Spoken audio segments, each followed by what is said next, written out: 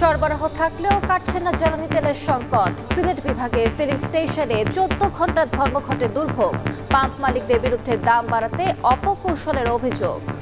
তেলের দাম বাড়ানোর জন্য স্টক করে রাখতেছে। সরকার বলতেছে তাহলে কোনো সমস্যা নাই, তাহলে পেট্রোল পাম্পে কেন তাহলে সমস্যা? 1.5 ঘন্টা দাঁড়ানোর পর আমি তেল পাইনি, পরে ওখান থেকে চলে গেছি। এখানে তো কেউ তেল নিয়ে তো বিজনেস করতে আসে না। আমি একবার ফুল নিয়ে তো গেলে আমার শেষ পর্যন্ত আমি তো আর আসবো না। আমাদের কষ্ট দেখার মতন আসলে কেউ নাই ভাই। 1 মাসের অভিযানে 4.25 লাখ লিটার অবৈধ মজুদ জব্দ। বাড়তি সংগ্রহের প্রবণতা বন্ধ হলেই কেটে যাবে সংকট। ফুয়েল কার্ডের জন্য দ্রুতই চালু হবে অ্যাপ। পর্যাপ্ত মজুদ ফলে কোনো সংকট নেই। মানুষের মধ্যে প্যানিক বাইংটা এখনো বন্ধ হয়নি, যে কারণে পেট্রোল পাম্পগুলোর সাপ্লাই চেইনটাতে ইন্টারাপশন হচ্ছে। মজুদের টেন্ডেন্সি এইটা থেকে বেরিয়ে আসলে আমাদের স্বাভাবিক সরবরাহে কোনো সংকট নেই। দেখছিলেন প্রধান শিরোনাম। দুপুরের সময় সঙ্গে আছি আমি আলিশা ইসলাম। এবার অন্যান্য শীর্ষ সংবাদ। উদ্বেগ বাড়াচ্ছে হামের প্রাদুর্ভাব। জ্বর শ্বাসকষ্ট নিয়ে বাড়ছে শিশু রোগী। সিপ্যাপ ব্যবহারে কমবে ভেন্টিলেটরের প্রয়োজন, জানালেন মন্ত্রী। রোববার থেকে টিকাদান। শেখ হাসিনার পক্ষে ল ফার্মের চিঠি পায়নি প্রসিকিউশন। ট্রাইব্যুনালের বিচার প্রক্রিয়ায় পলাতক।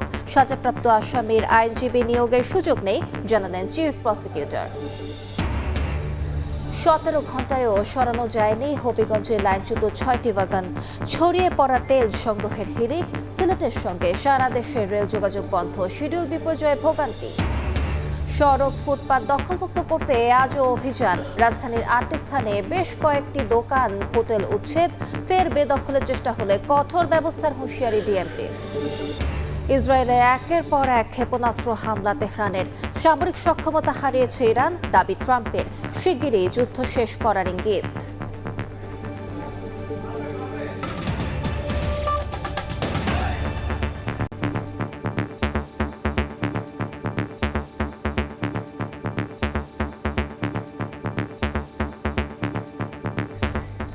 সিলেটে 14 ঘন্টা পর প্রত্যাহার করা হলো ফিলিং স্টেশনগুলোর অনির্দিষ্টকালের ধর্মঘট। দীর্ঘ সময় পাম্প বন্ধ থাকায় বিভাগ জুড়ে দেখা দেয় জ্বালানি তেলের তীব্র সংকট। হঠাৎ ধর্মঘটে দিশাহারা পরিবহন খাত সংশ্লিষ্টরা। একই রকম পরিস্থিতি দেশের সব জায়গাতেই। কোথাও তেল বিক্রি চালু থাকলেও দেয়া হচ্ছে সীমিত পরিমাণে।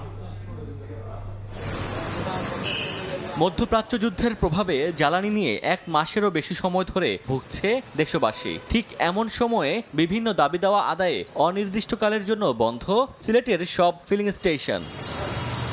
পাম্পে জরিমানা ও হয়রানির অভিযোগে সিলেট বিভাগের সব ফিলিং স্টেশন বন্ধ রেখেছেন মালিকরা। তাদের এমন পদক্ষেপে থমকে গেছে পরিবহন খাত। সাধারণ মানুষের দুর্ভোগ চরমে। হঠাৎ করে এরকম অবস্থা, পাম্প বন্ধ। ওরা কারে দুষবো, কারে নাই, এখন তো পাম্পের মালিকগুলারও পাইতেছি না।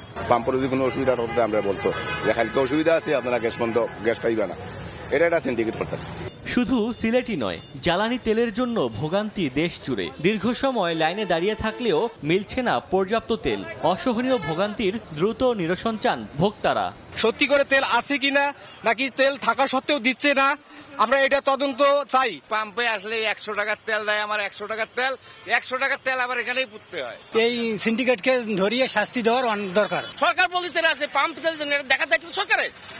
আমাদের তো আমরা আসবো আজ সিরিয়াল ধরে বলি থাকি তেল নাই তেল নাই। এদিকে 3 দিন বন্ধ থাকার পর হিলির একমাত্র ফিলিং স্টেশনে জ্বালানি তেল বিক্রি শুরু হয়েছে, যদিও তা চাহিদার তুলনায় সীমিত। মোটরযানের কাগজপত্র দেখালেই মিলছে তেল। নিরাপত্তা আছে আইন শৃঙ্খলা বাহিনীর অতিরিক্ত সদস্য। ওমর ফারুক, সময় সংবাদ। এই মুহূর্তে রাজধানীর আসাদ গেট আছেন সহকর্মী ফরহাদুর রহমান এবং খুলনায় আছেন সহকর্মী তানজিম আহমেদ। সরাসরি শুরুতে যাচ্ছি ফরহাদের কাছে। ফরহাদ, বিস্তারিত জানাবেন। একে তো তীব্র রোদ, তার পাশাপাশি গরম, দীর্ঘ সময় লম্বা লাইন, এই সব মিলিয়ে একটা অসহনীয় ভোগান্তির মাঝে দিয়ে সময় পার করছেন রাজধানীর বিভিন্ন ধরনের যানবাহন চালকরা। কেননা জ্বালানি তেলের সংগ্রহের জন্য তাদের এই যে আমার স্ক্রিনের দর্শক আপনারা দেখতে পাচ্ছেন, এই যে অপেক্ষা, সেটি প্রায় মাসখানেক পার হয়েছে। খুব একটা উন্নতি যে হয়েছে তা বলতে পারবো না, কেননা এখানকার যারা চালকরা আছেন তারা বলছেন যে প্রতিদিনই আসলে তাদেরকে, যারা আসলে আসছেন, এই অপেক্ষা করেই জ্বালানি তেল সংগ্রহ করতে হচ্ছে। এবং যেটি আসলে তারা বলছেন, যারা আসলে বাইক রাইড শেয়ার করেন কিংবা ভাড়ায় গাড়ি চালান তাদের যেরকম ভোগান্তি, একইভাবে যারা আসলে বিভিন্ন অফিসে চাকরি করেন অথবা ব্যবসা করেন তাদের কিন্তু একই ধরনের ভোগান্তি তারা পোহাচ্ছেন। এখানে আমরা দেখতে পাচ্ছি যে এই আসাদ গেটে দুটি পাম্প আছে। একটি পাম্প সকাল থেকে তাদের কার্যক্রম ঠিকঠাক রাখলে গতকালকে রাত থেকে তার পাশে যে পাম্প সেটি সরবরাহ অর্থাৎ বিপণন বন্ধ রেখেছিলেন, কেননা তাদের কাছে সেই তেলের মজুদটি ছিল না, তারা যেটি দাবি করছেন। তবে তার বিপরীত চিত্র কিন্তু আছে, অভিযোগ আছে এখানকার চালক যারা আসলে তেল নিচ্ছেন তারা যেহেতু লম্বা সময় যাবত অপেক্ষা করেছেন, তাদের মনে যে কষ্ট সেটির পাশাপাশি তাদের অভিযোগ ও শঙ্কারও একটি ব্যাপার আছে যে কিছু কিছু পাম্প বিশেষ করে ঢাকা শহরে বিভিন্ন জায়গায় কিছু পাম্প যেহেতু বন্ধ, তারা অভিযোগ করছেন সিন্ডিকেট করে সেসব পাম্পের তেল মজুদ রেখে বিক্রি না করে সেটি পরবর্তীতে দাম বাড়ানোর পর বিক্রি করার যে প্রবণতা অন্যান্য সময় তারা দেখে থাকেন, সেটি এবছর এবারও হচ্ছে কিনা সেটির অভিযোগ তারা করছেন। সরকারকে কঠোর তদারকি মনিটরিংয়ের দাবি তারা জানাচ্ছেন। এবং ভোগান্তির কথা যদি বলি, আমরা এই মুহূর্তে আছি আসাদ গেটের যে পাম্পের সামনে, এখান থেকে প্রাইভেট কারের যে লাইন সেটি আসলে চলে গেছে ধানমন্ডি 32 নম্বর পর্যন্ত, এবং সেখানে তারা অপেক্ষা করে প্রায় 2-3 ঘন্টা অপেক্ষা করে প্রাইভেট কারের যারা চালক আছেন তারা এখানে পাম্পের কাছে আসছেন, তারপর তেল নিচ্ছেন সীমিত পরিমাণে অর্থাৎ নির্দিষ্ট পরিমাণে তারা তেল নিতে পারছেন। পাশাপাশি বাইকের ক্ষেত্রে একই 2 ঘন্টারও বেশি সময় তারা অপেক্ষা করে তেল নিচ্ছেন। তো এই যখন রাজধানীর তেলের জ্বালানি তেল সংগ্রহের ভোগান্তির চিত্র, তার সারা দেশেও একই রকম চিত্র আমরা শুনতে পাচ্ছি। তবে সেই খবরটি জানার জন্য খুলনাতে যেতে চাই, সেখানে আছেন তানজিম আহমেদ, তিনি জানাবেন সেখানকার জ্বালানি তেলের সংকটের পরিস্থিতি। তো আজও খুলনার বিভিন্ন ফিলিং স্টেশনে দীর্ঘ সারি দেখা গেছে যানবাহনের, অর্থাৎ জ্বালানি তেলের জন্য যে অপেক্ষা সেটি আসলে খুব সকাল থেকেই শুরু হয়। সারা দেশের মতো একই চিত্র আসলে খুলনা এবং খুলনার আশেপাশে যেসব এলাকা রয়েছে প্রতিটি জায়গাতে, অর্থাৎ খুলনাতে যে 3টি তেলের ডিপো রয়েছে পদ্মা, মেঘনা, যমুনা, সকালে এখান থেকে তেল সরবরাহ হওয়ার পরে ফিলিং স্টেশনগুলো তেল দেওয়া শুরু করে। তবে আসলে চাহিদা অনুযায়ী তেল না পাওয়াতে তারা যে নির্দিষ্ট নির্ধারিত পরিমাণে রোশনিং সিস্টেমে যে তেলটি দিচ্ছে, এর ফলে কিন্তু আসলে যে সংকট সেটি কাটছে না বলে যানবাহন চালক এবং সংশ্লিষ্টরা আমাদেরকে বলছেন। আমরা দেখেছি যে বিভিন্ন ধরনের যানবাহন আসলে অপেক্ষায় রয়েছে এবং খুলনা মহানগরীতে আসলে একাধিক ফিলিং স্টেশন থাকাতে এখানে চাপটা কিছুটা কম মনে হলেও আসলে পার্শ্ববর্তী সব এলাকা রয়েছে যেসব শহরে 1টি বা 2টি ফিলিং স্টেশন, সেখানে কিন্তু মারাত্মক চাপ আসলে আমরা দেখতে পেয়েছি ঘুরে। আমরা এই মুহূর্তে নগরীর নিউ মার্কেট সংলগ্ন একটি ফিলিং স্টেশনে রয়েছি, সেখানে কিছুক্ষণ আগেও আসলে আরও বেশি চাপ ছিল। তার একটি খবর আসে যে নিকটবর্তী একটি পাম্পে তেল দেওয়া শুরু হচ্ছে, খুব দ্রুত এখান থেকে গাড়িগুলো চলে যায় এবং এর ফলে আসলে একই সাথে প্রতিটি ফিলিং স্টেশনের যে দুর্ভোগ ভোগান্তি চিত্র অনেকটা একই রকম। তারা বলছেন যে, এবং যারা পাম্প পাল্টেছে তাদের সাথে আমরা কথা বলেছি, তারা বলছেন আসলে পর্যাপ্ত চাহিদা অনুযায়ী তেল না পাওয়াতেই তাদের যে চাপ, এই চাপ সামলাতে হিমশিম অবস্থা পোহাতে হচ্ছে। তো খুলনা নগরী থেকে ফিলিং স্টেশনগুলোতে যানবাহনের যে দীর্ঘ সারি এবং তেল না পাওয়ার কারণে ভোগান্তির যে চিত্র আমার কাছেই ছিল সর্বশেষ। সরাসরি যুক্ত ছিলাম আসাদ গেট এবং খুলনায়। এদিকে জ্বালানি বিভাগ বলছে এপ্রিলে জ্বালানি তেলের সংকট হবে না, তবে পরিস্থিতি জটিল হয়ে উঠছে অতিরিক্ত মজুদ প্রবণতায়। ফুয়েল কার্ডের জন্য দ্রুত এই অ্যাপ চালু হবে বলেও জানানো হয়। দীর্ঘ অপেক্ষার পর রাজধানীর ফিলিং স্টেশনগুলোতে মিলছে সীমিত পরিমাণ ডিজেল, পেট্রোল ও অকটেন। অসহনীয় এই ভোগান্তির শেষ কোথায়, এমন প্রশ্ন জনে জনে। গতকালকে আমি ইসিবি পাম্পে দাঁড়াইছিলাম, এই প্রায় দেড় ঘন্টা দাঁড়ানোর পরে আমি তেল পাইনি, পরে ওইখান থেকে চলে গেছি। আমাদের কষ্ট দেখার মতন আসলে কেউ নাই ভাই। এই রাস্তায় যে এইভাবে সিরিয়াল দিচ্ছি, পিছনে ওই পিজির ওই মাথা থেকে সিরিয়াল, তেল দিলে ভাই ভালো ভাই, সব পাম্পে যদি দেয় তাহলে এত ঝামেলা হয় না। 3-4 ঘন্টা লাইনে থাকতে তেল দেয় 10 লিটার তেলে কি হয় বলেন? এখন বরিশাল গেলে লাগে 30 লিটার 35 লিটার তেল। 2 ঘন্টায় তো আমার একটা ইনকাম হইতো, আবার এখন যে যদি দেখি 500 টাকা তেল দেয়, মানে আমি সর্বোচ্চ 2-3 ঘন্টা চালাতে পারবো, এরপর তার চালাতে পারবো। গ্রাহক পর্যায়ে জ্বালানি তেলের চাহিদা যখন তুঙ্গে, তখন আবার বন্ধ রাখা হচ্ছে অনেক পাম্প। চালকরা বলছেন দাম বাড়ানোর অপকৌশল হিসেবে এমন কৌশল নিচ্ছেন পাম্প মালিকরা। তেলের দাম বাড়ানোর জন্য স্টক করে রাখতেছে। আপনি যদি দামটা বাড়ায় তাহলে আমি মনে করি সিন্ডিকেটটা জিতে গেছে, আর দামটা কমায় তাহলে সিন্ডিকেটটা হেরে গেছে। সরকার বলতে পারে কিছু হলে তো বাংলাদেশে যেরকম নিয়ম ঠাস করে বাড়ায় দেয় না, বা তেলের দাম দিয়ে পর্যন্ত বাড়ে না, এখন সামনে কি হবে জানি না। খুব সমস্যার মধ্যে আসলে, এটা হয়রানি ছাড়া আর কিছু না। সিন্ডিকেট করে রাখতেছে তেলের দাম বাড়ানোর জন্য, এরকমই হয়। এরই মধ্যে 3 মার্চ থেকে এই পর্যন্ত সারা দেশে অভিযানে 3,72,388 লিটার জ্বালানি তেলে অবৈধ মজুদ জব্দের ঘটনাও ঘটেছে। এমন বাস্তবতায় সরকার বলছে অতিরিক্ত মজুদ প্রবণতা থেকে বের না হলে কাটবে না জ্বালানি সংকট।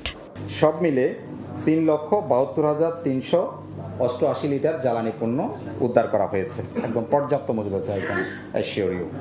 ফলে কোনো সংকট নাই। বৈশ্বিক প্রেক্ষাপট বিবেচনায় জ্বালানি ব্যবহারে সাশ্রয়ী হওয়ার তাগিদ দেয়া হয়। মানুষের মধ্যে প্যানিক বাইংটা এখনো বন্ধ হয়নি, যে কারণে পেট্রোল পাম্পগুলোর সাপ্লাই চেইনটাতে ইন্টারাপশন হচ্ছে মাঝে মাঝে।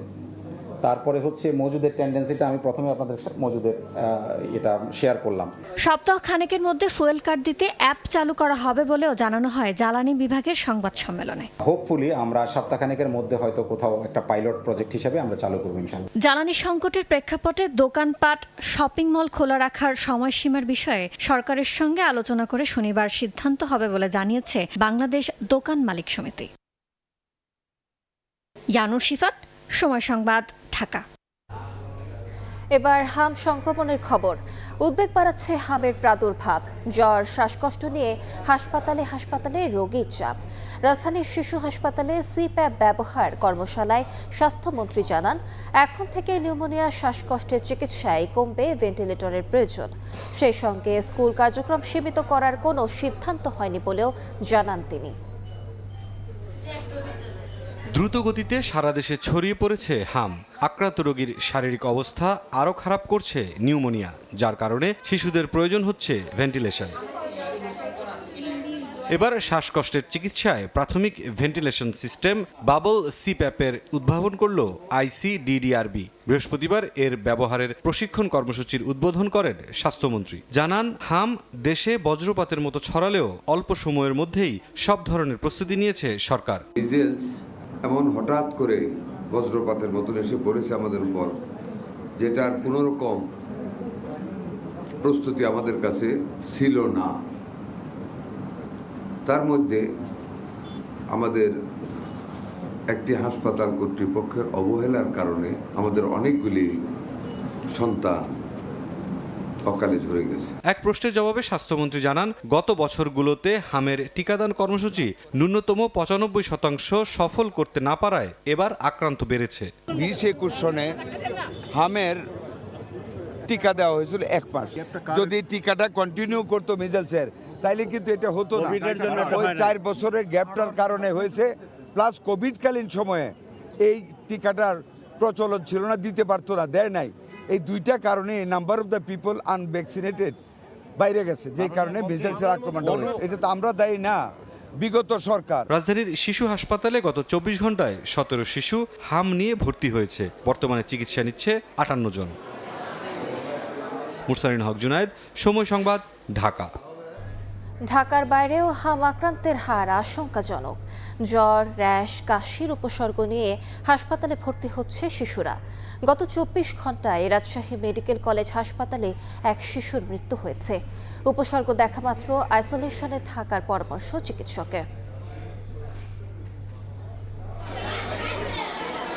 দেশের বিভিন্ন হাসপাতালে বাড়ছে হাম আক্রান্ত শিশু রোগীর সংখ্যা। শরীরে জ্বর, লাল র্যাশ, কাশি ও চোখ দিয়ে পানি পড়ার উপসর্গ নিয়ে চিকিৎসা নিচ্ছে কোমলমতি শিশুরা। হামের উপসর্গ নিয়ে রাজশাহী মেডিকেল কলেজ হাসপাতালে এক শিশুর মৃত্যু হয়েছে। বুধবার রাতে ওই শিশু চিকিৎসাধীন অবস্থায় মারা যায়। এছাড়াও গত 24 ঘন্টায় নতুন করে ভর্তি হয়েছে 20 শিশু। বৃহস্পতিবার দুপুর পর্যন্ত হাসপাতালে ভর্তি রয়েছে 132 জন শিশু। বরিশাল শেরেবাংলা মেডিকেলে গত 24 ঘন্টায় হাম সংক্রমণে আক্রান্ত হয়ে চিকিৎসা নিচ্ছে 50 শিশু। এদের মধ্যে আইসোলেশন ওয়ার্ডের 16 বেডে চিকিৎসা দেয়া হচ্ছে 30-এর বেশি শিশুকে। ডাক্তারে ভর্তি দিয়েছে যে হাম উঠছে, তারপর ভর্তি করার পরে তো আরো বেশি করে উঠে গেছে, লাল লাল যে একটা বিষের মতো ওগুলো হচ্ছে। বরিশাল বিভাগে সবথেকে বেশি হাম আক্রান্ত রোগী শনাক্ত হয়েছে বরগুনায়। জেলায় এখন পর্যন্ত উপসর্গ নিয়ে আসা 98 রোগীর মধ্যে 18 জনের হাম এবং 1 জনের রুবেলা শনাক্ত হয়েছে। এছাড়া হাম সন্দেহে 3 বৃদ্ধাকেও হাসপাতালে ভর্তি করা হয়েছে। অন্যদিকে 62 জনের নমুনা সংগ্রহ করে পরীক্ষার জন্য ঢাকায় পাঠানো হয়েছে। সমস্যা জ্বর আর সারা শরীরে কি জানি উঠছে। যেগুলো একটু সুস্থ তারা বাসায় থাকে, যারা বেশি অসুস্থ তারা হাসপাতালে ভর্তি হয়। ময়মনসিংহ মেডিকেল কলেজ হাসপাতালে গত 24 ঘন্টায় উপসর্গ নিয়ে ভর্তি হয়েছে আরও 26 শিশু। আইসোলেশন ওয়ার্ডে চিকিৎসাধীন 79 জন। আক্রান্ত শিশুদের 80% বয়সেই 9 মাসের কম। শুক্লানির মতো হয়ে গেছে, কালো কালো হয়ে গেছে। পাবলিক একটু কিছুটা তাদের ভিতরে কনসাসনেস আসছে, আবার একটু ভীতিও আসছে। এই জন্য তারা তাড়াতাড়ি আমাদের হেলথ ফেসিলিটিসে চলে আসতেছে। মাদারীপুরে গত সোমবার হাম আক্রান্ত হয়ে এক শিশুর মৃত্যুর পর জেলা জুড়ে বাড়ছে আতঙ্ক। এটি ছোঁয়াচে রোগ হওয়ায় 250 শয্যা জেলা হাসপাতালে খোলা হয়েছে আলাদা ইউনিট। বর্তমানে 11 শিশুকে দেয়া হচ্ছে চিকিৎসা। প্রাইভেটভাবে হসপিটাল নিয়ে আসছি, দেখাইছি, চিকিৎসা টেস্ট দিছে, টেস্টে ধরা খাইছে এটা। গাইবান্ধা জেনারেল হাসপাতালে হাম উপসর্গ নিয়ে 3 শিশু ভর্তি হয়েছে। দিনাজপুরের হিলিতে সন্দেহভাজন একজনের নমুনা সংগ্রহ করা হয়েছে। রিমু সিদ্দিক, সময় সংবাদ। রাজধানীর গুলশানে 11 দলের প্রতিনিধিদের বৈঠক শেষে কথা বলছেন নেতারা। সরাসরি যাচ্ছি সেখানে। সৈয়দ আব্দুল্লাহ মোহাম্মদ তাহের ভাইয়ের বাসায় আমরা মিটিংয়ে বসেছিলাম। সেই মিটিংয়ে আমিরে জামাতের সভাপতিত্বে সেই মিটিংয়ে 11 দলের নেতৃবৃন্দ সকলে আমরা উপস্থিত ছিলাম। সেখানে আমাদের মধ্যে কিছু সিদ্ধান্ত হয়েছে। সেই ব্যাপারে এখন আপনাদের সামনে বক্তব্য উপস্থাপন করবেন জামাত ইসলামের নেতা হামিদুর রহমান আজাদ ভাই। জি, আসসালামু আলাইকুম ওয়া রাহমাতুল্লাহি ওয়া বারাকাতুহু। সম্মানিত দেশবাসী, আপনারা জানেন বাংলাদেশের জাতীয় সংসদে বিরোধী দল 11 দলের যে প্রতিনিধিত্ব হচ্ছে সেই দল সংসদে একটি মুলতবি প্রস্তাব এনেছে, যেটার মূল বিষয় ছিল জাতীয় সংসদ মুলতবি করে জনগণ যে গণভোট দিয়েছে সংস্কারের জন্য, তার উপর আলোচনা করা হোক, যাতে অবিলম্বে সংস্কারের জন্য গণভোটের রায়ের আলোকে যে সংবিধান সংস্কার পরিষদ গঠনের কথা সেটার অধিবেশন ডাকা হোক, এবং গণভোটে যেটা পাশ হয়েছে 180 কার্য দিবসের মধ্যে পর্যায়ক্রমে সংসদে সেই সংস্কারগুলো পাশ করা হোক, বাস্তবায়ন করা হোক। কিন্তু সরকার এই মুলতবি প্রস্তাব প্রথমে অ্যাকসেপ্ট করতে চায়নি, বিরোধিতা করেছে এই গণভোটের। সেই কারণে এই প্রস্তাবেরও বিরোধিতা করেছে। পরবর্তী পর্যায়ে বিরোধী দল ওয়াকআউট করার পরে পরবর্তী সময়ে মুলতবি প্রস্তাব গৃহীত হয় এবং সেখানে আলোচনা হয়। সরাসরি যুক্ত ছিলাম গুলশানে। কথা বলছেন হামিদুর রহমান আজাদ। তার বক্তব্যের বাকি অংশ দেখতে ভিজিট করুন সবাই টিভির ফেসবুক পেজে। আবারও জানবো হাম সংক্রমণের খবর। সবশেষ অবস্থা জানাতে এই মুহূর্তে রাজধানীর শিশু হাসপাতালে আছেন সহকর্মী মনির হোসাইন এবং ময়মনসিংহ মেডিকেলে আছেন ওবায়দুল হক। সরাসরি প্রথমে যাচ্ছি মনিরের কাছে। মনির,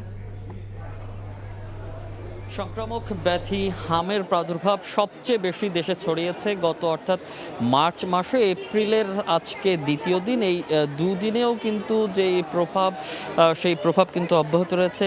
আমরা এই মুহূর্তে আছি শিশু হাসপাতালে। রাজধানীর এই শিশু হাসপাতালে গত 24 ঘন্টায় 17টি শিশু হাম নিয়ে ভর্তি হয়েছে এবং তারা চিকিৎসাধীন আছে, এবং এই নিয়ে সর্বমোট 58 জন শিশু এই শিশু হাসপাতালে ভর্তি আছে। এবং চিকিৎসকরা বারবার যেটি বলছিলেন যে গত বছরগুলোতে যে টিকাগুলো দেওয়ার কথা ছিল সেই টিকার যে কার্যক্রম সেটি ব্যাহত হওয়ার কারণে এই আউটব্রেক হয়েছে হামের। এবং বিশেষ করে আজকে স্বাস্থ্যমন্ত্রী শিশু হাসপাতালে পরিদর্শনে এসেছেন। তিনি পরিদর্শনে এসে গণমাধ্যমের সঙ্গে কথা বলেছেন এবং তিনি এ সময় যেটি বলেছিলেন যে করোনাকালীন সময়ে কিংবা তারপরে এবং তার আগে যে টিকাগুলো দেওয়া হয়েছে সেই টিকায় 95% ন্যূনতম কাভার করার প্রয়োজন পড়ে। সেখানে গড়ে 93-80 এরকম যে সংখ্যক টিকা কাভার করা হয়েছে, যার কারণে বড়টি সংখ্যক শিশু কিন্তু টিকার বাইরে রয়েছে, যার কারণে কিন্তু এই আউটব্রেক হয়েছে বলেই এই চিকিৎসকরা জানিয়েছেন। এবং চিকিৎসকরা বলছেন এই সংখ্যা দিন দিন অর্থাৎ এপ্রিলের শেষের দিকে কিংবা মের শুরুর দিকে আরও বাড়তে পারে বলে তারা আশঙ্কা করছেন। তো এই ছিল রাজধানীর শিশু হাসপাতাল থেকে আমার কাছে সবশেষ। শুধু রাজধানী না, দেশের সারা দেশেই কিন্তু ছড়িয়েছে হাম। আমরা যাচ্ছি ময়মনসিংহ মেডিকেল কলেজ হাসপাতালে, সেখানে আছেন সহকর্মী ওবায়দুল হক। হামের প্রাদুর্ভাব বাড়ায় ময়মনসিংহ মেডিকেল কলেজ হাসপাতালে কিন্তু প্রতিদিনই বাড়ছে হাম উপসর্গ নিয়ে কিন্তু ভর্তি হওয়া রোগীরা। আমি এখন আছি ময়মনসিংহ মেডিকেল কলেজ হাসপাতালের হাম আইসোলেশন ওয়ার্ডে। এখানে কিন্তু যে গত 24 ঘন্টায় আমাদের হাসপাতাল কর্তৃপক্ষ থেকে যে বিষয়টি জানানো হয়েছে, গত 24 ঘন্টায় নতুন করে আরও 26 জন হাম উপসর্গ নিয়ে এই ওয়ার্ডে ভর্তি হয়েছে এবং এখানে তাদেরকে বিশেষায়িত চিকিৎসা দেওয়া হয়েছে। যদিও এখানে 64টি শয্যার বিপরীতে এখানে এই মুহূর্তে ভর্তি রয়েছে কিন্তু 86 জন, যদিও সকাল পর্যন্ত যেটি ছিল 79 জন, এখন আরও 7 জন রোগী নতুন করে ভর্তি হওয়ায় এখানে এই মুহূর্তে ভর্তি রয়েছে 86 জন। এবং এখানে এই গত 17 মার্চ থেকে কিন্তু হাসপাতালটিতে হামের উপসর্গ নিয়ে এখন পর্যন্ত ভর্তি হয়েছে 172 জন, এর মধ্যে সুস্থ হয়ে বাড়ি ফিরেছেন 94 জন। আর এই গত 2 সপ্তাহের বেশি সময় ধরে এখানে গত 17 মার্চ থেকে এখানে মৃত্যু হয়েছে 5 জনের। হামের প্রাদুর্ভাব বাড়ায় কিন্তু অভিভাবকদের মধ্যে এক ধরনের উদ্বেগ বেড়েছে। তারা এই হামের উপসর্গ দেখা মাত্রই তারা হাসপাতালে ছুটে আসছেন। চিকিৎসকরা যেটি বলছেন যে এখনো পর্যন্ত আইসিইউতে নেওয়ার মতো জটিল কোনো সমস্যা হচ্ছে না, তারা যে সমস্যাগুলো পাচ্ছেন সেই সমস্যা অনুযায়ী তারা চিকিৎসা দিচ্ছেন। তো এই ছিল ময়মনসিংহ মেডিকেল কলেজ হাসপাতাল থেকে আমার কাছে সবশেষ তথ্য। সহকর্মীরা জানাচ্ছিলেন হাম সংক্রমণের খবর। 17 ঘন্টা পরও উদ্ধার হয়নি হবিগঞ্জে লাইনচ্যুত 6টি বাগান। ছড়িয়ে পড়া তেল সংগ্রহে হুমড়ি খেয়ে পড়ছেন স্থানীয়রা। এখনও বন্ধ রয়েছে সিলেটের সঙ্গে সারা দেশে রেল যোগাযোগ। শিডিউল বিপর্যয়ে ভোগান্তিতে পড়েছেন শত শত যাত্রী। জ্বালানি তেলবাহী অয়েল ট্যাঙ্কার দুর্ঘটনার 17 ঘন্টা পার হলেও শেষ হয়নি হবিগঞ্জে লাইনচ্যুত তেলবাহী ট্রেনের 6টি ওয়াগনের উদ্ধার কাজ। বুধবার রাতে মাধবপুরের মনতলা রেলওয়ে স্টেশনের কাছে লাইনচ্যুত হয় চট্টগ্রাম থেকে সিলেটগামী তেলবাহী ট্রেনের 6টি ওয়াগন। এ সময় প্রায় 500 মিটার রেল লাইনও ক্ষতিগ্রস্ত হয়। এখন পর্যন্ত রেল লাইনে 2টি ওয়াগন থাকায় সিলেটের সঙ্গে সারা দেশে রেল যোগাযোগ বন্ধ রয়েছে। এদিকে দুর্ঘটনা কবলিত অয়েল ট্যাঙ্কার থেকে নির্গত হওয়া জ্বালানির তেল খাল থেকে উৎসবমুখর পরিবেশে সংগ্রহ করেন স্থানীয়রা। তেল পানির দিয়ে বাইসে আইছে, ওই তেল আমরা ফুম দিয়া সংগ্রহ করতেছি। নদীর নালের মধ্যে পড়ার কারণে তেল বাইসে উঠছে, এই তেলগুলো আমরা সংগ্রহ করতেছি। এই পর্যন্ত 50 ডেক তুলছি। বিজেপি জানায় দুর্ঘটনাস্থল থেকে 1000 লিটার ডিজেল সংগ্রহ করেছে তারা। জ্বালানি তেল সংগ্রহ করার ক্ষেত্রে ঝুঁকি থাকায় স্থানীয়দের নিরুৎসাহিত করছে রেলওয়ে কর্তৃপক্ষ। পুকুরে কিছু তেল গিয়েছে, লোকজন হয়তো কিছু তেল যেগুলো ভেসে আছে এগুলো তোলার চেষ্টা করছে, আমরা তাদেরকে নিবৃত্ত করছি। বিজিবি মোতায়েন আছে, যে তারা উদ্ধার কাজে সহযোগিতার পাশাপাশি এলাকার পরিবেশ স্বাভাবিক রাখার জন্য কাজ করছে। এদিকে সিলেট থেকে ছেড়ে আসা কালনী এক্সপ্রেস ট্রেন হবিগঞ্জের শায়েস্তাগঞ্জে এবং ঢাকা থেকে ছেড়ে যাওয়া সিলেটগামী পারাবত এক্সপ্রেস ট্রেন ব্রাহ্মণবাড়িয়ার আজমপুর স্টেশনে আটকে আছে। 14-15 ঘন্টা হয়ে গেছে, এখনো রাস্তা ক্লিয়ার হয় নাই, তাই আমরা ভোগান্তিতে আছি। ঈদের আগ থেকে শুরু করে 10-12 দিনে কতটা অ্যাক্সিডেন্ট হয়েছে, এই রেলমন্ত্রী কি করে? উদ্ধার কাজ এবং ট্রেন যোগাযোগ স্বাভাবিক হতে বিকেল গড়িয়ে সন্ধ্যা হতে পারে বলে জানিয়েছে রেলওয়ে কর্তৃপক্ষ। খাদিজা স্বপ্না, সময় সংবাদ। এই মুহূর্তে হবিগঞ্জে ঘটনাস্থলে আছেন সহকর্মী উজ্জ্বল চক্রবর্তী এবং সিলেট রেল স্টেশনে আছেন অপু বণিক। সরাসরি প্রথমে যাচ্ছি উজ্জ্বলের কাছে। উজ্জ্বল, বিস্তারিত জানাবেন। সিলেট এবং চট্টগ্রাম সিলেট রেলপথে হবিগঞ্জের মাধবপুর উপজেলার মন্তলা এলাকায় গতকাল রাত 9:30 থেকে ট্রেন দুর্ঘটনার কারণে 5টি বগি তেলবাহী ওয়াগন 5টি লাইনচ্যুত হয়ে রাত 9:30 থেকে সিলেটের সাথে সারা দেশের ট্রেন চলাচল বন্ধ রয়েছে। এখন চলছে উদ্ধার কাজ, অর্থাৎ 17 ঘন্টা পার হয়ে গেল, এখন পর্যন্ত কিন্তু উদ্ধার কাজ শেষ হয়নি। তবে এখানে যে রেলের পরিবহন কর্মকর্তা সহ যারা সংশ্লিষ্টরা আছেন তারা বলছেন 1 ঘন্টার মধ্যেই উদ্ধার কাজ শেষ করা যাবে। আপনাকে জানিয়ে রাখি, এই রেলপথটি হচ্ছে গুরুত্বপূর্ণ একটি রেলপথ, অর্থাৎ সিলেট চট্টগ্রাম এবং ঢাকা সিলেট রেলপথ। এই রেলপথটিতে প্রতিদিন প্রায় 13 জোড়া আন্তনগর ট্রেন চলাচল করে। সব মিলিয়ে আপনাদেরকে জানিয়ে রাখি, বর্তমানে 4টি ট্রেন বিভিন্ন স্টেশনে আটকা পড়েছে। এই ট্রেনের যাত্রীরা কয়েক হাজার যাত্রী কিন্তু তারা ভোগান্তির শিকার হচ্ছেন। আমরা যেমনটা জানতে পেরেছি, সিলেট থেকে ছেড়ে আসা যে কালনী এক্সপ্রেস বর্তমানে নোয়াপাড়া স্টেশনে অবস্থান করছে, একইভাবে ঢাকা থেকে ছেড়ে আসা পারাবত এক্সপ্রেস ব্রাহ্মণবাড়িয়ার যে হরসপুর স্টেশন আছে সেখানে কিন্তু অবস্থান করছে। একই সাথে ঢাকা থেকে ছেড়ে আসা জয়ন্তিকা এক্সপ্রেসও কিন্তু বিভিন্ন জায়গাতে আটকা পড়েছে। সব মিলিয়ে যে এখানে উদ্ধার তৎপরতা সেটি চলছে। একটি বগি বাকি আছে, বাকি যে তিনটি বগি সেই 3টি বগি উদ্ধার করা হয়েছে। আর বাকি আরেকটি বগি যেটি আমার পেছনে দেখতে পাচ্ছেন সেটি কিন্তু এখনো উদ্ধার কাজ শুরু হয়নি, অর্থাৎ রেলওয়ে কর্তৃপক্ষ বলছে সেটি পরে তারা উদ্ধার তৎপরতা শুরু হবে। কিন্তু অল্প সময়ের মধ্যে তারা যেন রেল লাইনটি ট্রেন চলাচল স্বাভাবিক করতে পারে সেই লক্ষ্যে তারা কিন্তু এখানে কাজ করছেন। এইটুকু ছিল আমার কাছে এখানকার যে দুর্ঘটনাস্থল থেকে সিলেটে যাচ্ছেন আমাদের সহকর্মী অপবনী, তিনি জানাবেন সেখানকার সর্বশেষ তথ্য। দেখুন, আমি এই মুহূর্তে রয়েছি সিলেটের যে রেলওয়ে স্টেশনটি আছে সেই জায়গাতে এখন অবস্থান করছি এবং আপনাদেরকে একটি তথ্য জানিয়ে রাখতে চাই। যেহেতু আজকের 3টি ট্রেন দুপুর অবধি পর্যন্ত ছিল এবং পরবর্তীতে আরও 2টি ট্রেন ছিল, তো সেই জায়গা থেকে সকালের দিকে যে কালনি যে ট্রেনটি ছিল সেই কালনি ট্রেনটি কিন্তু প্রায় 6:15 যে ট্রেনটি সেটা 8:45 এখান থেকে ছেড়ে গিয়েছে এবং পরবর্তীতে যে আরেকটি ট্রেন ছিল চট্টগ্রামের উদ্দেশ্যে ছেড়ে যাওয়ার কথা ছিল সেটি কিন্তু ঠিক দুপুর 12টায় এখান থেকে যাত্রী নিয়ে চলে গিয়েছে। সকালের দিকে আমরা যেমনটি যাত্রীদের দুর্ভোগ দেখছিলাম সেই দুর্ভোগ কিন্তু ছিল এবং সেই দুর্ভোগ এড়ানোর জন্যই কিন্তু এখানকার রেলওয়ে কর্তৃপক্ষ দূরপাল্লার যে ট্রেনটি ছিল সেই ট্রেনগুলোকে, এই 2টি ট্রেনকেই কিন্তু এখান থেকে ছেড়ে দিয়েছে এবং গতকাল রাতে যে উদয়ন এবং উপবন যে 2টি ট্রেন ছিল সেই 2টি ট্রেনটি কিন্তু এখন সিলেটের রেলওয়ে স্টেশনে অপেক্ষমান রয়েছেন এবং যদি সব কিছু ঠিক থাকে এবং যদি উদ্ধার তৎপরতা ঠিক সময়ে যে সময়টি তারা বেঁধে দিয়েছিল সেই সময়ের মধ্যে যদি শেষ হয়ে যায়, তো সেই ক্ষেত্রে রাত 10টায় যে ট্রেনটি আছে সিলেট থেকে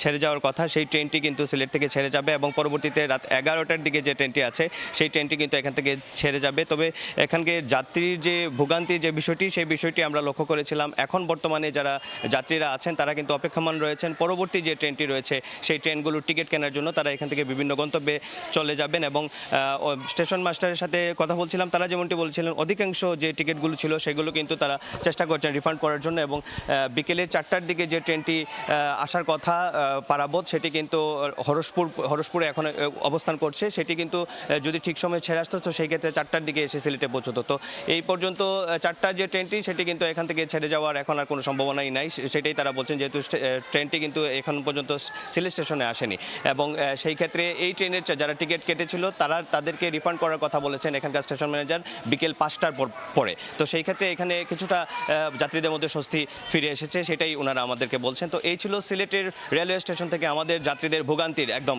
সর্বশেষ খবরাখবর। সরাসরি যুক্ত ছিলাম হবিগঞ্জ এবং সিলেট রেল স্টেশনে।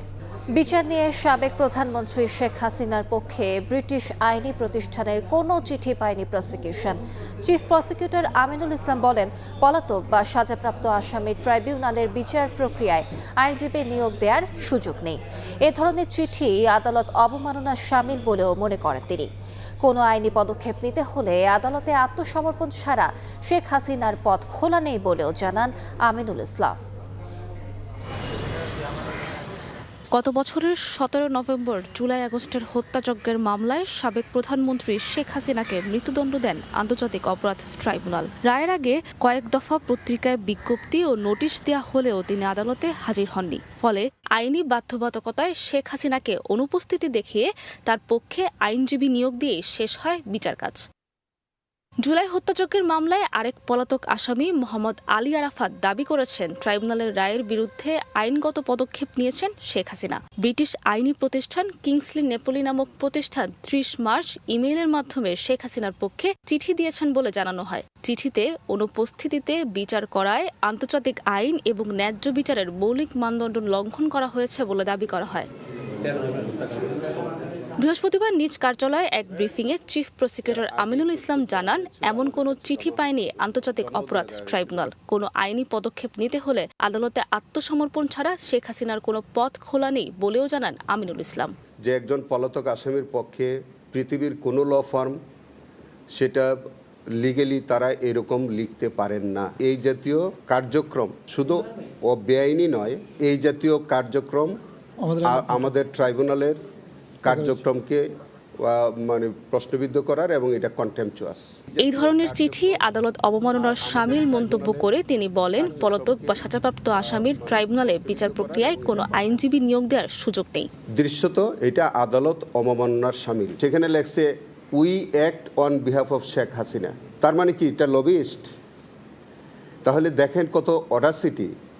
আমরা যদি এই ট্রাইব্যুনাল এই ল ফার্মের যদি আমরা কোনো অস্তিত্ব পাই বাংলাদেশে, বা কোনো ব্যক্তি বা সংস্থার যদি আমরা অস্তিত্ব খুঁজে পাই, অবশ্যই আদালত অবমাননার জন্য আমরা তার বিরুদ্ধে প্রসিডিংয়ের ব্যবস্থা করব। এদিন জুলাই আগস্টের হত্যাযজ্ঞের একটি মামলায় সাবেক পররাষ্ট্রমন্ত্রী হাসান মাহমুদ চৌধুরী সহ 22 জনের বিরুদ্ধে তদন্ত প্রতিবেদন দাখিল করেছে তদন্ত সংস্থা। খারিজ করা হয়েছে হাসানুল হক ইনুর মামলার পুনঃতদন্ত চেয়ে করা আবেদন। শহীদ ওয়াসিম হত্যা মামলায় 12 এপ্রিল ট্রাইব্যুনালে আনুষ্ঠানিক অভিযোগ দাখিল করা হবে বলেও জানায় চিফ প্রসিকিউটর। সাবিনা মজুমদার, সময় সংবাদ, ঢাকা। গণতান্ত্রিক ব্যবস্থা যেন বিনষ্ট না হয় সেদিকে নজর দেওয়ার আহ্বান জানিয়েছেন প্রধানমন্ত্রীর রাজনৈতিক উপদেষ্টা রুহুল কবির রিজভী। দুপুরে নর্থ সাউথ বিশ্ববিদ্যালয়ে এক আলোচনা সভায় এ কথা বলেন তিনি। সংসদ সহ বিভিন্ন জায়গায় নিজেদের মত চাপিয়ে দেওয়ার চেষ্টা চলছে অভিযোগ করে রুহুল কবির রিজভী বলেন, গণতন্ত্র যাতে শক্ত ভিত্তির ওপর দাঁড়াতে পারে সে লক্ষ্যে ঐক্যবদ্ধ হয়ে কাজ করতে হবে। নিজেদের ঐক্য থাকতে আধিপত্যবাদী শক্তি গ্রাস করতে পারবে না বলেও মন্তব্য করেন তিনি। এত মাসুম বাচ্চাদের জীবনের মধ্যে দিয়ে আমাদের পাওয়া যে গণতান্ত্রিক পদ্ধতি, এই পদ্ধতি যেন কোনোভাবেই বিনষ্ট না। আবার ব্যক্তিগত অধিকার যাতে কেউ রুখতে না পারে। আমারটাই ঠিক, আপনারটা ঠিক না, এই বলে আপনি মানে আমাদের রাস্তাটা, গণতন্ত্রের চর্চার এবং অনুশীলনের রাস্তাটা যেন বন্ধ না। দুপুরের সময় আরো থাকছে। 53 বছর পর চাঁদে নাসার আর্টেমিস 2 মিশন। 4 নভোচারী নিয়ে শক্তিশালী মহাকাশযানের ঐতিহাসিক যাত্রা। 10 দিনের অভিযানে চারপাশ প্রদক্ষিণ করে ফিরবেন পৃথিবীতে।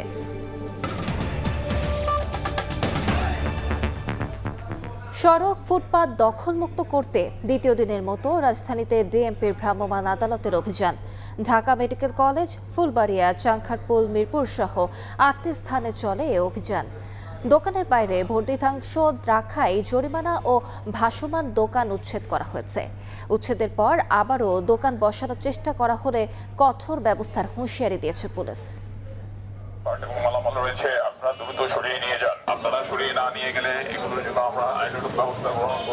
মাইকিং করে ফুটপাত থেকে সরিয়ে নিতে বলা হয়, যারা মানছেন না তাদের দোকান জব্দ করে তোলা হয় গাড়িতে। অবৈধভাবে সড়ক ও ফুটপাত দখলমুক্ত করতে ঢাকা মেডিকেল কলেজের বহির্বিভাগের সামনে থেকে গোপাল শাহ মাজার পর্যন্ত অভিযান পরিচালনা করে ডিএমপি। এ সময় 6টি প্রতিষ্ঠানকে জরিমানা করা হয়। জরিমানা করছে 3000 টাকা। আমার গাড়ি তো এই অবস্থায় সেটিং করে সব, আমার কিন্তু সেটিং করে, আমার বাইরে কোনো মালামাল থাকে না। রাখার উদ্দেশ্য হচ্ছে যে যাতে কাস্টমাররা আসে এখানে হচ্ছে একটু সেলফি ভাবে দাঁড়াতে পারে। পুলিশ ও ম্যাজিস্ট্রেট জানান, উচ্ছেদের পর আবারও যেন দোকানপাট বসাতে না পারে সেজন্য একই জায়গায় একাধিকবার অভিযান চলছে। স্থায়ী দোকানের সামনে যে এক্সটেনশনগুলো আছে, বর্ধিত অংশগুলো কোনোভাবেই করতে হবে। যাদের দোকান আছে তারা দোকানের মধ্যে থেকে ব্যবসা করবে। দোকানের বাইরে কোনো টেবিল, কোনো চুলা, এই টাইপের কোনো কিছু বাইরে এনে ব্যবসা তারা করতে পারবে না, ফুটপাত দখল করতে পারবে না। তাদেরকে বিকল্প কোনো ব্যবস্থা করা যায় কিনা, হলিডে মার্কেট, নাইট মার্কেট, আমার মনে হয় তাদেরকে বাধ্য করা লাগবে, যাওয়ার জন্য বাধ্য করা লাগবে। ডিএমপির আরেকটি টিম অভিযানে যায় চানখারপুল থেকে বকশীবাজার সড়কে। রাজধানীর চানখারপুলের এই সড়কটিতে অসংখ্য ভ্রাম্যমাণ দোকান অবৈধভাবে বসে থাকে। পাশাপাশি পাশের এই ডিএসসিসি মার্কেটে যে দোকানগুলো রয়েছে তারাও তাদের দোকানের বর্ধিতাংশ ফুটপাত পর্যন্ত বর্ধিত করে। কিন্তু অভিযানের কথা শুনে সবাই সটকে পড়েছে, দেখে মনেই হবে না যে এখানে আসলে এত অবৈধ দোকানপাট থাকে। এ সময় কিছু দোকান খোলা পাওয়া যায়, অনেকে আবার দোকান খোলা রেখেই পালিয়ে যায়। এদিকে মিরপুর 10 থেকে 12 পর্যন্ত সড়কেও বেশ কিছু দোকানের মালামাল জব্দ করা হয়। এ সময় পুনর্বাসনের দাবি করেন দোকানিরা। সড়ক থেকে মালামাল সরাতে শুক্রবার পর্যন্ত সময় বেঁধে দেন ম্যাজিস্ট্রেট। কি করব আমাদের তাহলে একটা লাইন কাট করে দেখ, একটা ব্যবস্থা করে দেখ। আমাদের ছেলে মেয়ে নিয়ে তো চলতে হবে, খাইতে হবে। ফুটপাতে বই 2 টাকার জন্য আমরা তো কি করে খাবো? তার দোকানটা আছে, দোকানটাকে এক্সটেন্ড করে যদি ব্যবহার করে ফুটপাত, আমরা তাদের বিরুদ্ধে অভিযান করছি। এখন যার দোকান আছে দোকান তো আমরা উচ্ছেদ করতেছি। আমাদের এই অভিযান প্রক্রিয়াটা সবসময় কন্টিনিউ থাকবে। ডিএমপির এই অভিযান চলবে 5 এপ্রিল পর্যন্ত। মাসুদুর রহমান, সময় সংবাদ, ঢাকা। আবারও জ্বালানি প্রসঙ্গ। দেশে জ্বালানি তেলের মজুদ আছে 10 থেকে 11 দিনের। তবে জ্বালানি বিভাগের তথ্য মতে পরিশোধিত আর অপরিশোধিত মিলে চলতি মাসে দেশে আসবে 3.5 লাখ মেট্রিক টন। আলোচনা চলছে আরও কিছু বিকল্প উৎসের সঙ্গে। সেই বিবেচনায় এপ্রিলে জ্বালানি সংকটের শঙ্কা দেখছে না সরকার। এ অবস্থায় গ্রাহকের আস্থা ফেরানো আর সুষ্ঠু সরবরাহ ব্যবস্থা নিশ্চিতের তাগিদ দিচ্ছেন বিশেষজ্ঞরা। সাইফুল ইসলামের ছবিতে ফারুক ভূঁইয়া রবিনের রিপোর্ট। পাম্পে পাম্পে লম্বা সারি, থমকে আছে গাড়ির চাকা, যাতে টান পড়ছে অনেকের জীবিকায়ও। আর এটি এখন নিত্যদিনের বাস্তবতা। আমরা যদি 5-6 ঘন্টা ধরে লাইনে দাঁড়াইয়ে তেল নিই, আচ্ছা নিলাম, নেওয়ার পরে এরপরে আমরা ভাড়া মারতে পারি না। আমার 5 লিটার আনার জন্য আমার ঘুরতে হইতেছে সারা পাম্পে পাম্পে বিভিন্ন জায়গায়। ফিলিং স্টেশনের এই করুণ চিত্র সামনে আনছে জ্বালানি তেলের মজুদ প্রসঙ্গ। মার্চ মাস শেষে তেলের মজুদ পর্যালোচনায় দেখা যাচ্ছে ডিজেল আছে 10 থেকে 11 দিন চলার মতো, অকটেন 6 থেকে 7 দিন, আর মজুদ থাকা পেট্রোলে চলবে 8 থেকে 9 দিন। জ্বালানি বিভাগের তথ্য মতে সরবরাহ পাইপলাইনে আছে বেশ কিছু চালান। এরই মধ্যে অনুমোদন দেওয়া হয়েছে কাজাখস্তান থেকে 1 লাখ টন ডিজেল আমদানির। চলতি মাসে ইন্দোনেশিয়া থেকে 60,000 টন ও ভারত থেকে আসবে 40,000 মেট্রিক টন ডিজেল। এর বাইরে মধ্য এপ্রিলে আসার কথা 1 লাখ টন অপরিশোধিত জ্বালানি তেল। আলোচনা চলছে বেশ কিছু বিকল্প উৎস থেকেও জ্বালানি তেল আমদানির বিষয়ে। ক্রুড অয়েলের 3টা শিপ আমাদের মধ্যপ্রাচ্যে এই মুহূর্তে লোডেড আছে, কিন্তু হরমুজ প্রণালীর গ্রিন সিগন্যালটা আমরা পেলে সেগুলো আনতে পারবো। সেজন্য আমাদের সকল বিকল্পগুলো আমরা ওপেন রেখেছি। এছাড়া দেশীয় উৎস থেকে 30,000 টন সরবরাহের পাশাপাশি আমদানি করা হবে 50,000 মেট্রিক টন অকটেন। আগামী 2 মাসের সাপ্লাই দিতে অকটেন পেট্রোলে কোনো সমস্যা নেই। তবে সরকার আমদানির বিষয়ে আশ্বস্ত করলেও অস্থিরতা কাটেনি। যদি জনগণ সত্যি সত্যি হোর্ডিং করে থাকে, সত্যি সত্যি প্যানিক বাই, কেন সরকার তাদেরকে কনভিন্স করতে পারছে না, এই ব্যাপারে সরকারের একটু ভালো করে দেখা উচিত। সংকটে আগাম সতর্কতা হিসেবে জ্বালানির ব্যবহার ও চাহিদা কমিয়ে আনার পরামর্শ বিশেষজ্ঞদের। চলমান পরিস্থিতিতে যদিও জ্বালানি বিভাগের পক্ষ থেকে বারবারই বলা হচ্ছে সংকট নেই, মজুদ আছে পর্যাপ্ত, কিন্তু মাঠের চিত্র সম্পূর্ণ বিপরীত। এমন অবস্থায় গ্রাহকের আস্থা ফেরানো আর সরবরাহ ব্যবস্থায় শৃঙ্খলা নিশ্চিতের উপর জোর দিচ্ছেন বিশেষজ্ঞরা। ফারুক ভূঁইয়া, রবিন, সময় সংবাদ, ঢাকা।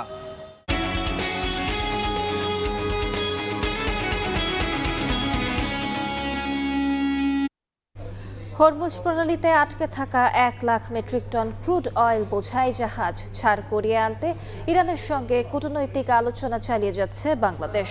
পাশাপাশি সৌদি আরব থেকে আরও 1 লাখ মেট্রিক টন ক্রুড কেনা হয়েছে। আগামী 1 মাসের মধ্যে লোহিত সাগর হয়ে চট্টগ্রামের ইস্টার্ন রিফাইনারিতে আনা হবে অপরিশোধিত এসব জ্বালানি। সাক্ষাৎ টিপুর ক্যামেরায় কমলদের রিপোর্ট। মধ্যপ্রাচ্যে যুদ্ধ শুরু হওয়ার পর থেকে বাংলাদেশের জন্য কেনা 1 লাখ মেট্রিক টন ক্রুড অয়েলে হরমুজ প্রণালীতে আটকে আছে এমটি নর্ডিক পোলুক্স নামে একটি জাহাজ। তবে জাহাজটি দ্রুত ছাড় করিয়ে আনতে ইরানের সঙ্গে কূটনীতিক পর্যায়ে আলোচনা চালিয়ে যাচ্ছে বাংলাদেশ। আমরা ইরানিয়ান কর্তৃপক্ষের কাছ থেকে স্পেশাল ক্লিয়ারেন্স নেওয়ার চেষ্টা করছি। আশা করছি শীঘ্রই যদি পেয়ে যাই তাহলে জাহাজটা স্টেট অফ হরমুজ দিয়ে বের হয়ে সরাসরি চট্টগ্রামে আসবে। হরমুজ প্রণালীতে জাহাজ আটকে থাকার জটিলতা এড়াতে এবার একটু ভিন্ন কৌশলে আরো 1 lakh metric ton crude oil কিনলো বাংলাদেশ। এক্ষেত্রে হরমুজ প্রণালীর ঠিক বাইরে লোহিত সাগরের কাছাকাছি সৌদি আরবের ইয়ানবু কমার্শিয়াল পোর্ট থেকে কেনা এই ক্রুড 20 এপ্রিল জাহাজে লোড করার শিডিউল দেওয়া হয়েছে। এই দুইটা যদি কার্গো, দুইটা পার্সেল যদি আমরা ইয়ারকে দিতে পারি তাহলে আমাদের যে বর্তমান জ্বালানি সংকট বড় অংশে লাঘব হবে। মূলত আমদানি করা অপরিশোধিত জ্বালানি বা ক্রুড অয়েল চট্টগ্রামের পতেঙ্গায় অবস্থিত রাষ্ট্রায়ত্ত প্রতিষ্ঠান ইস্টার্ন রিফাইনারিতে পরিশোধন করা হয়। এখানে পরিশোধনের মাধ্যমে বাজারজাত করা হবে পেট্রোল, অকটেন, ডিজেল সহ অন্যান্য জ্বালানি। 2 লাখ টন যে টাইম মতো আসবে সে ব্যাপারে সরকারের তৎপরতা অব্যাহত রাখা উচিত। বিশ্ব সংকটের মাঝে মার্চ মাসে LPG, LNG, crude oil, diesel সহ নানা প্রয়োজনীয় জ্বালানি নিয়ে অন্তত 39টি জাহাজ ভিড়েছে চট্টগ্রাম বন্দরে। কমল দে, সময় সংবাদ, চট্টগ্রাম। 40 বছর ধরে অসংখ্য খুশির মিছিলে ছিল আইডিএলসি, থাকবে আগামীতেও। বিশেষ চাহিদা সম্পন্ন শিশুদের বাড়তি মনোযোগ দিলে একটি শিশু দারুণ ভবিষ্যৎ গড়তে পারে। বিশ্ব অটিজম সচেতনতা দিবস উপলক্ষে র্যালিতে এমন মন্তব্য করেছেন চিকিৎসকরা। তারা বলছেন এটিকে রোগ হিসেবে বিবেচনা না করে বাড়তি যত্নে শিশুদের স্বাভাবিক জীবনেও ফেরানো সম্ভব।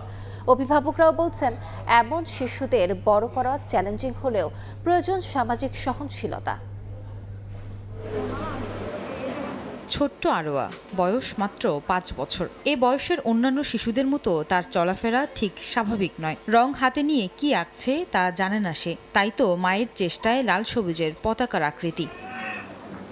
আরোয়ার মতো এমন শিশুই আছে যারা মস্তিষ্কের বিকাশজনিত জটিলতায় ভুগছে। বিশ্ব অটিজম দিবসে বিশেষ চাহিদা সম্পন্ন এমন শিশুদের জন্য চিত্রাঙ্গনের আয়োজন করা হয়। চলে খেয়ালি মনের আঁকিবুকি। এসব শিশুদের বড় করা বেশ চ্যালেঞ্জিং হলেও বাবা মায়েরা বলছেন বিশেষ মনোযোগ চায় তারা। ওদের চাহিদাটা বুঝতে হবে, চাহিদা মতো ওদের কেয়ারিংটা ইম্পর্টেন্ট। হ্যাঁ, কেয়ারিংটা যদি ভালো হয়, ওদেরকে যদি ওইভাবে সময় দেওয়া যায়, তাইলে ওরা একটু ভালো থাকবে আর কি। নর্মাল বাচ্চাদের মতো এত তাড়াতাড়ি হয় না, তবে হয়। আগে ওই আমাকে এত সময় দিত না, কোথাও গেলে ওর জন্য দাঁড়াইতে পারতাম না। এখন আলহামদুলিল্লাহ অস্থিরতা অনেক কম। দিবসটিতে সচেতনতা বাড়াতে র্যালিও করেছেন বাংলাদেশ মেডিকেল বিশ্ববিদ্যালয়ের চিকিৎসকরা। অটিজম নিয়ে কাজ করা বিশেষজ্ঞদের মতে বাড়তি খেয়াল রাখলে এক একটি শিশু গড়তে পারে সম্ভাবনাময় ভবিষ্যৎ। Early detection is very important, screening is very important. তার মানে ছোট বাচ্চা হওয়ার পরে যদি কোনো অসংলগ্নতা আপনি দেখেন, আপনার নিকটস্থ চাইল্ড নিউরোলজির সাথে, আমি বলবো চাইল্ড নিউরোলজির সাথে, কারণ এটা কিন্তু সবাই বোঝার মতো ক্ষমতা কিন্তু রাখেন না, তাদের সাথে যোগাযোগ করুন। পরবর্তী জীবনে তারা যাতে স্বাভাবিক জীবনযাপন করতে পারে, সেই স্বাভাবিক জীবনযাপনের জন্য তাদের স্কুলিংয়ের প্রয়োজন। শিশুর জন্মের সঙ্গে সঙ্গে ডাউন সিনড্রোম শনাক্ত হলে তাকে বিশেষ পরিচর্যার ব্যবস্থা করলে ফিরতে পারে স্বাভাবিক জীবন। আয়েশা সিদ্দিক, সামিয়া, সময় সংবাদ, ঢাকা। দেশের বাইরের খবর। দ্রুতই যুদ্ধ শেষ করার আবারও ইঙ্গিত দিলেন ট্রাম্প। ইরান যুদ্ধ নিয়ে প্রথমবার জাতির উদ্দেশ্যে দেয়া ভাষণে ট্রাম্প দাবি করেন মার্কিনরা এখন নিরাপদ। যুক্তরাষ্ট্র ও বিশ্বকে হুমকি দেওয়ার সক্ষমতা ইরানের নেই বলেও দাবি করেন ট্রাম্প। এদিকে ইরানে যুক্তরাষ্ট্র ও ইসরায়েলি আগ্রাসনের মধ্যে মার্কিন জনগণের উদ্দেশ্যে খোলা চিঠি দিয়েছেন ইরানের প্রেসিডেন্ট মাসুদ পেজেশকিয়ান। এরই মধ্যে ইসরায়েলের কয়েকটি শহর, কুয়েত ও সংযুক্ত আরব আমিরাতে মার্কিন স্থাপনায় হামলা চালিয়েছে ইরান। তেহরানে বিমান হামলা চালিয়েছে নেতানিয়াহু বাহিনী। ইসরায়েলের শক্তিশালী ব্যালিস্টিক ক্ষেপণাস্ত্র দিয়ে বড় আকারের হামলা চালিয়েছে ইরান।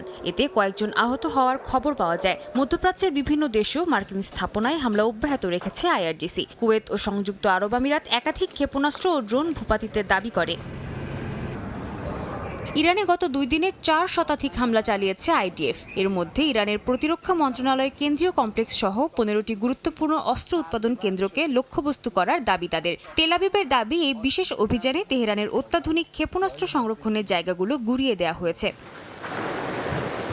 এদিকে স্থানীয় সময় বুধবার রাতে ইরান ইস্যুতে প্রথমবারের মতো জাতির উদ্দেশ্যে ভাষণ দেন মার্কিন প্রেসিডেন্ট ডোনাল্ড ট্রাম্প। বহুল প্রতীক্ষিত ভাষণে ট্রাম্প মার্কিন জনগণকে আশ্বস্ত করেন ইরান যুদ্ধ সমাপ্তির পথে। সুনির্দিষ্টভাবে আর মাত্র 32 দিন পর ইরান কারোর জন্য হুমকি হতে পারবে না বলে দাবি করেন তিনি। ইরানে যুক্তরাষ্ট্র ও ইসরায়েলি আগ্রাসনের মধ্যে মার্কিন জনগণের উদ্দেশ্যে খোলা চিঠি দিয়েছেন ইরানের প্রেসিডেন্ট মাসুদ পেজেশকিয়ান। তিনি লিখেন, যারা ইরানকে আক্রমণ করেছে তাদের অত্যন্ত দৃঢ়তা ও সাহসিকতার সঙ্গে প্রতিহত করা হয়েছে। ইরানকে নিরাপত্তা হুমকি হিসেবে উপস্থাপনের তীব্র বিরোধিতা করেছেন পেজেশকিয়ান। একে অস্ত্র ব্যবসা টিকিয়ে রাখার একটি ষড়যন্ত্র বলে দাবি করেন তিনি। সাদিয়া তাসনিম, সময় সংবাদ। চাঁদে মানুষের ফেরার অপেক্ষার অবসান ঘটিয়ে যাত্রা শুরু করলো নাসার আর্টেমিস 2 মিশন। বুধবার ফ্লোরিডার কেনেডি স্পেস সেন্টার থেকে 4 নভোচারীকে নিয়ে চাঁদের উদ্দেশ্যে সফলভাবে উড্ডয়ন করে শক্তিশালী মহাকাশযান। 10 দিনের এই দীর্ঘ অভিযানে প্রথমবারের মতো চাঁদের চারপাশ ঘুরে আবারও পৃথিবীতে ফিরে আসবেন তারা। 2030 সালের মধ্যে চাঁদে চীনের নভোচারী পাঠানোর আগেই নিজেদের আধিপত্য বজায় রাখতে যুক্তরাষ্ট্রের এটি বড় পদক্ষেপ। দীর্ঘ 53 বছরের বেশি সময়ের অপেক্ষার অবসান। চাঁদের উদ্দেশ্যে নভোচারী গেল পৃথিবী থেকে। যুক্তরাষ্ট্রের স্থানীয় সময় বুধবার নাসার আর্টেমিস 2 মিশনের 4 নভোচারী কেনেডি স্পেস সেন্টার থেকে অরিয়ন ক্যাপসুলে চড়ে এই ঐতিহাসিক যাত্রা শুরু করলেন। দীর্ঘ 10 দিনের এই অভিযানে তারা চাঁদের কক্ষপথ প্রদক্ষিণ করে পৃথিবীতে ফিরে আসবেন। আর্টেমিস 2 মিশনের 10 দিনের যাত্রায় নভোচারীরা চাঁদকে কেন্দ্র করে প্রায় 10,300 কিলোমিটার দূর দিয়ে প্রদক্ষিণ করবেন। এটি হবে মানুষের তৈরি কোনো মহাকাশযানে পৃথিবীর বুক থেকে সবচেয়ে দূরবর্তী স্থানে যাওয়ার রেকর্ড। গত 3 বছর ধরে কঠোর প্রশিক্ষণের মাধ্যমে এই 4 নভোচারী মহাকাশযানের ম্যানুয়াল কন্ট্রোল এবং লাইফ সাপোর্ট সিস্টেম পরিচালনার দক্ষতা অর্জন করেছেন। এই মিশনের সফলতাই নির্ধারণ করবে 2028 সালে আর্টেমিস 4 মিশনে মানুষ আবারও চাঁদের মাটিতে পা রাখতে পারবে কিনা। এই মিশনে অংশ নেয়া নভোচারীরা হলেন নাসার Reid Wiseman, Victor Glover, Christina Koch এবং কানাডিয়ান স্পেস এজেন্সির জেরেমি হ্যানসেন। প্রায় 3 বছরের কঠোর প্রশিক্ষণ শেষে তারা এই ঐতিহাসিক অভিযানে সামিল হয়েছেন। এটি 2017 সালে শুরু হওয়া নাসার আর্টেমিস প্রোগ্রামের প্রথম মানববাহী মিশন। এই মিশনের মূল লক্ষ্য হচ্ছে চাঁদের কক্ষপথে মানুষের দীর্ঘমেয়াদী উপস্থিতির পথ সুগম করা। 2028 সালে আর্টেমিস 4 মিশনের মাধ্যমে চাঁদের মাটিতে পুনরায় পা রাখার চূড়ান্ত পরিকল্পনা করছে যুক্তরাষ্ট্র। 1972 সালের অ্যাপোলো মিশনের পর এটিই হবে নাসার প্রথম চন্দ্রপৃষ্ঠে অবতরণের প্রস্তুতি। অন্যদিকে চীন 2030 সালের মধ্যে তাদের নভোচারী পাঠানোর ঘোষণা দেয় এই প্রতিযোগিতা এখন তুঙ্গে। ভবিষ্যতে চাঁদের খনিজ সম্পদ আহরণ এবং মঙ্গলের মতো আরও কঠিন অভিযানের প্রস্তুতি নেয়ার ক্ষেত্রে এই মিশনের অভিজ্ঞতাকে কাজে লাগাতে চায় যুক্তরাষ্ট্র। ফারহাদ চৌধুরী, সময় সংবাদ। এবারে খেলার খবর। বাংলাদেশকে এশিয়ান কাপে তুলতে ব্যর্থ হলেও হ্যাভিয়ার ক্যাবরেরার বিষয়ে স্পষ্ট অবস্থানে নেই বাফুফে। বাংলাদেশ ফুটবলে তার ভবিষ্যৎ কি সে বিষয়ে আরও ভেবে চিন্তে সিদ্ধান্ত নিতে চান সভাপতি তাবিত আওয়াল। বিষয়টা দিনের আলোর মতো পরিষ্কার। চমৎকার সম্ভাবনা থাকা সত্ত্বেও বাংলাদেশকে এশিয়ান কাপে তুলতে ব্যর্থ হয়েছেন হাভিয়ার ক্যাবরেরা। এশিয়ান কাপ বাছাই বাংলাদেশের একমাত্র জয় ভারতের বিপক্ষে, অথচ অ্যাওয়ে ম্যাচে ইতিহাসের সবচেয়ে নড়বড়ে ব্লু টাইগারদের পেয়েও পয়েন্ট ভাগ করে হামজারা। চতুর কাবরেরা বাফুফেকে এটাই দেখিয়েছে প্রাপ্তি হিসেবে। বাফুফেও আশ্বস্ত হয়েছে। নেক্সট কন্ট্রাক্ট কী হবে, কেমনে হবে, ওই সময়টা চলে এসেছে। অ্যান্ড অফকোর্স আমাদের ন্যাশনাল টিমস ম্যানেজমেন্ট কমিটি এই সব ইস্যু নিয়ে বসবে। অ্যান্ড যেই মুহূর্তে একটা চূড়ান্ত সিদ্ধান্ত আমরা পাবো জোরালোভাবে, সেই সিদ্ধান্তটা আমরা সবাইকে জানিয়ে দিব। কাবরেরা ব্যর্থ হলেও দেশি বিদেশি মিলিয়ে দেশের ফুটবল পাইপলাইনে আসার সঞ্চার। এই জায়গায় বাড়তি গুরুত্ব দিতে চায় ফেডারেশন। বর্তমানে আমাদের আন্ডার 20 একটা টাফ ম্যাচ খেলছে, আমাদের 17 প্রিপারেশন নিচ্ছে ভবিষ্যতে ন্যাশনাল টিমে পাইপলাইনে থাকার জন্য। তো আমাদের একটা হোলিস্টিক অ্যাপ্রোচ এখন আসতে হবে, যে জায়গায় আমাদের একটা holistic technical team, physio team এবং মেডিকেল টিম সব কিছুই কিন্তু আমরা কিন্তু এখন তৈরি করতে হবে। ছেলেদের জন্য যেরকম, মেয়েদের জন্য কিন্তু সেরকম।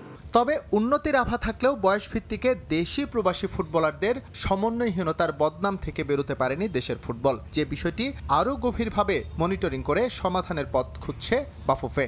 আমরা যেসব ওপিনিয়ন শুনি বা দিই, তার সাথে হেল্পফুল হয় যদি একটা রেকমেন্ডেশন থাকে, যে এই যদি ইস্যু সত্য হয়ে থাকে উত্তরণের জায়গাটা কী হবে, সেটা প্লেয়ারদের ব্যাপারে কথা বলতে পারি, কোচিং স্টাফের ব্যাপারে কথা বলতে পারি, পারফরমেন্স অফ দ্য টিম নিয়ে কথা বলতে পারি, সিলেকশন অফ দ্য টিম নিয়েও আমরা কথা বলতে পারি।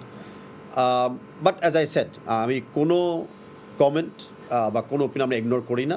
আমরা প্রাইভেটলি প্রত্যেকটা ইস্যুকে আমরা যাচাই বাছাই করি। এস এম ইকবাল, সময় সংবাদ, ঢাকা।